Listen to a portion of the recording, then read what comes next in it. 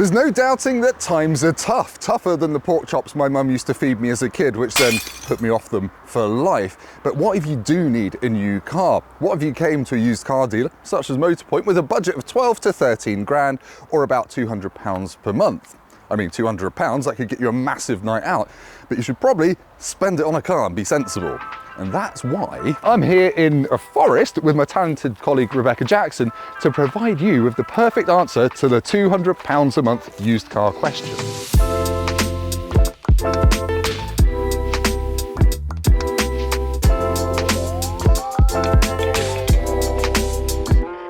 That's right, Tim and I have been scrolling through the Motorpoint website to find what we think is the ideal family car for the budget-conscious buyer. And I've chosen this. It's a 2022 Skoda Scala SE.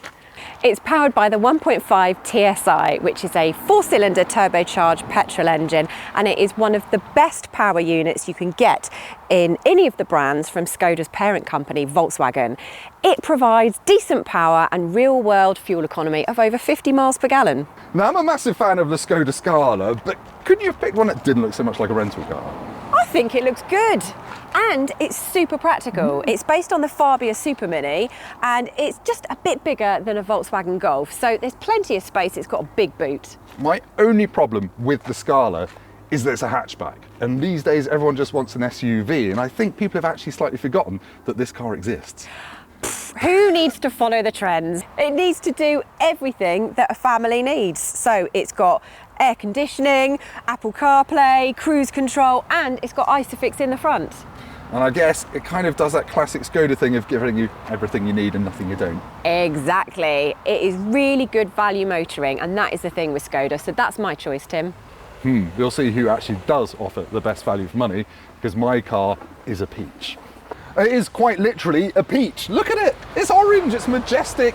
It is a Dacia Sandero Stepway. Now, I should point out that these cars are both similar in mileage. They're about 10 to 12,000 miles on each one. That is about 13.5 grand. This is about 12.5 grand. So already I've got you done on value for money, but just look at it. It's the updated Sandero with these modern LED headlights with these arrows in.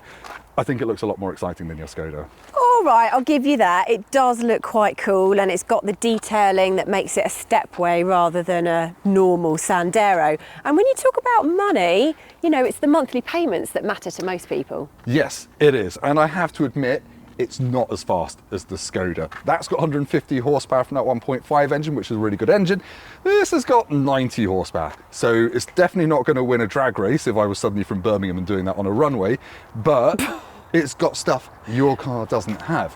I've got wireless Apple CarPlay and Android Auto in my Dacia. I've got a reversing camera in my Dacia. I'm going to gloss over the fact it's super low resolution, but I've got it, and I've got cloth on my dashboard. Oh, well, whoopee-doo for you for having cloth. Remember, I also have Apple CarPlay.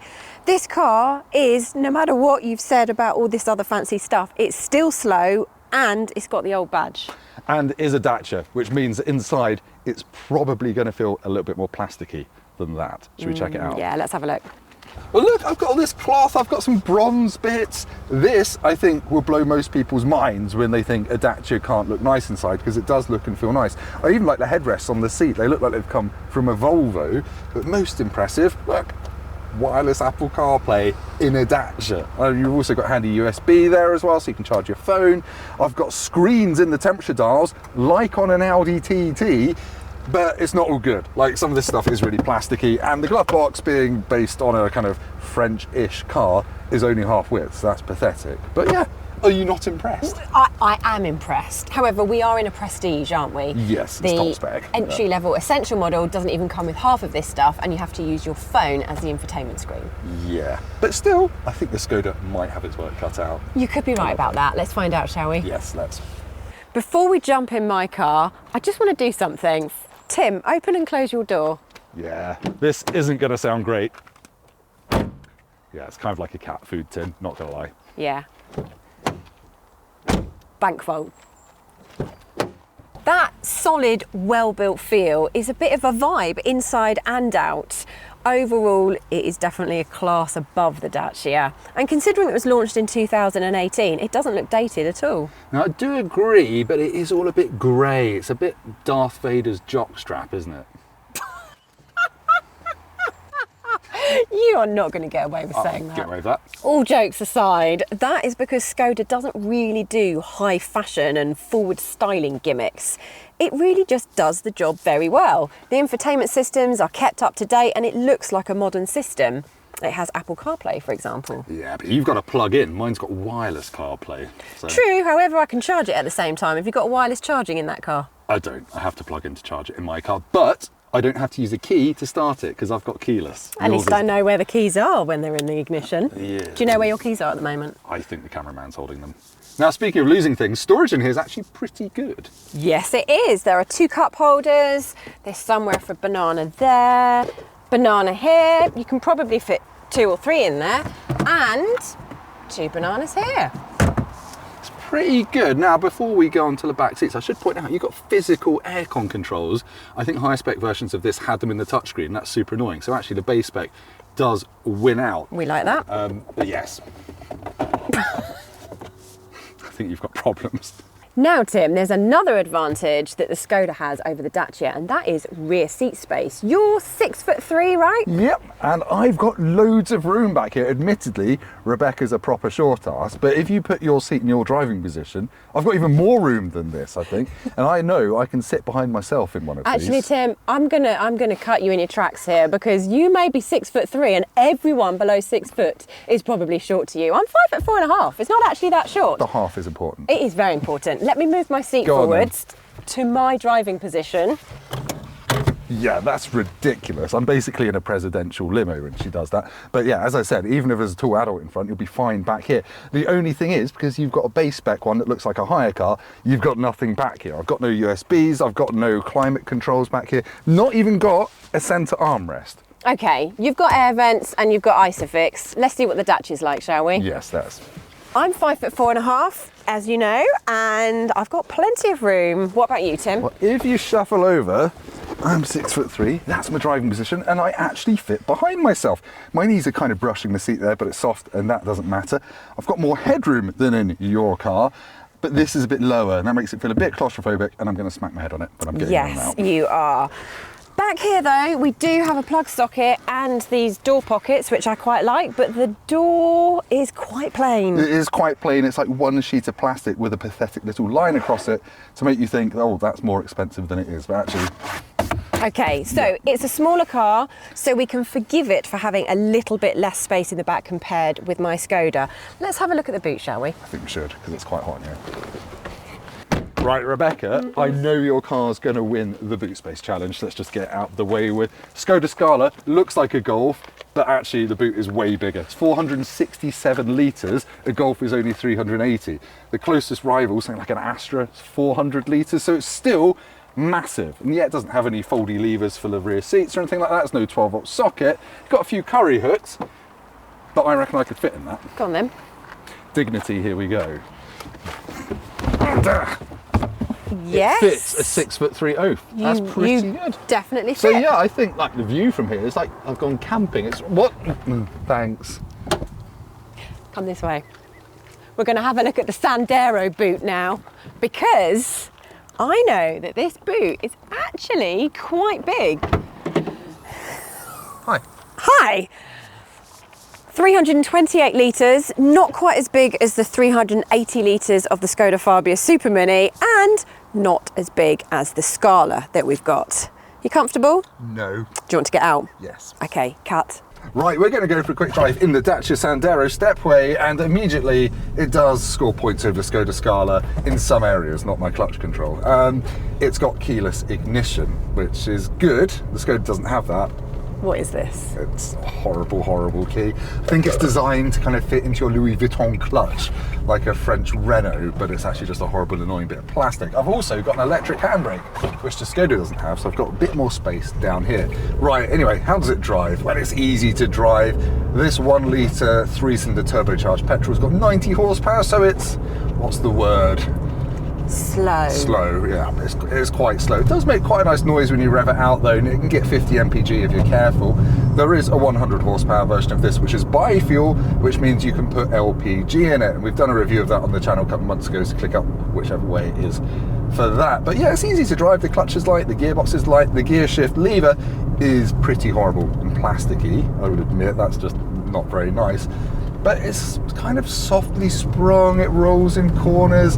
It feels like an old school French car to me, a little bit. It's got Sort of is, isn't it? Sort of is. It's just got that relaxing air about it. But when you do get it up to motorway speeds, it feels reasonably grown up. It's got 6 gears, so the engine's not screaming, and it's not too noisy. You do get more time.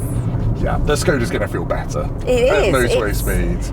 It's just a class above, really, isn't it? Yeah, and the Skoda is more expensive, and considering this is a top-spec Dacia, that's going some. I think we might get crushed by this lorry, sorry. Let's hope not. It's been fun.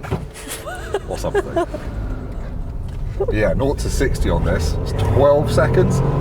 That's enough time to make a cup of tea, isn't it? Yes, it is. It's okay, visibility out of this is all right. You've got some pretty big blind spots at the back corners because you've got no rear quarter lights, but driving it around town is a doddle, and at motorway speeds it's fine. It's just no fun on a country road. You kind of roll about in your seat, and the steering is very light, but you don't really trust it in these corners.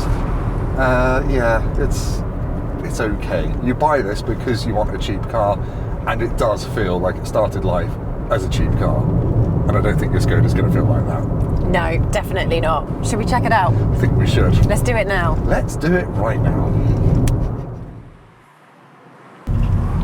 Stepping into the Skoda, and the first thing you notice is how much more grown up it feels. Yeah, it does. And that's not a surprise considering that it is a bigger car, but even amongst its rivals such as the Peugeot 308 and the Ford Focus, the Scala just feels a bit more sober, like it's just getting on with the job that it needs to get on with. Yeah, it does have a high adjustable passenger seat though, even on this entry-level model. Ticking a comfort box there. There we go, I'm just going to chill out now. Yeah, you just relax. It is actually capable of being a bit fun though. A little bit. I mean, it's a lot faster than my Dacia, isn't it? It's got a 1.5 TSI engine, as I mentioned earlier, which doesn't have the zing of a hot hatch, but it is pretty respectably quick. It feels pretty fast down here. It does 0 to 60 in 8.7 seconds. My Dacia's 12 point something. Okay, and it has a top speed flat out of 140 miles per hour. Which is 50 mile an hour faster than my Dacia. Yeah, I think this is just a better car to drive than the Dacia all round, apart from its bonging at us. But yeah, it is just more comfortable, it's more planted in the corners, it handles better, although it's still no sports car. But the engine's pretty good as well, isn't it? It is smooth all the way through the rev range, and as I've already mentioned, will achieve around 50 miles per gallon. Yeah, I think hands down, as a driving experience, this wins and beats the Dacia. Big tick for the Skoda. Every category. We should probably go and do some sort of conclusion, shouldn't we? Yeah, this one is better. I think we should go and have an argument in the car park. Let's go and do that. What's the verdict then for our £200 a month challenge? Well, normally I would say a Dacia represents really good value for money, but in this comparison, it falls short of the Skoda in quite a few areas. Things I like about it though, I like the ambience of the interior. I know that's weird because it is mostly plastic, but that cloth strip across the dashboard does save it. Wireless Apple CarPlay, for me personally, I like that. I'm a bit of a tech nerd, but then from there on, it doesn't really win, does it? It doesn't, no. I mean, it is quite funky, I'll give you that, and it's been great to get these cars back to back today. The Skoda, however, it does win because it has more boot space, it's more practical, it drives better, it's got the options that you need on it. It really does, hands down, win as a practical family car for about £200 a month. And it's actually got a slightly longer warranty remaining than the Dacia does, just because it's a little bit newer. So there we have it.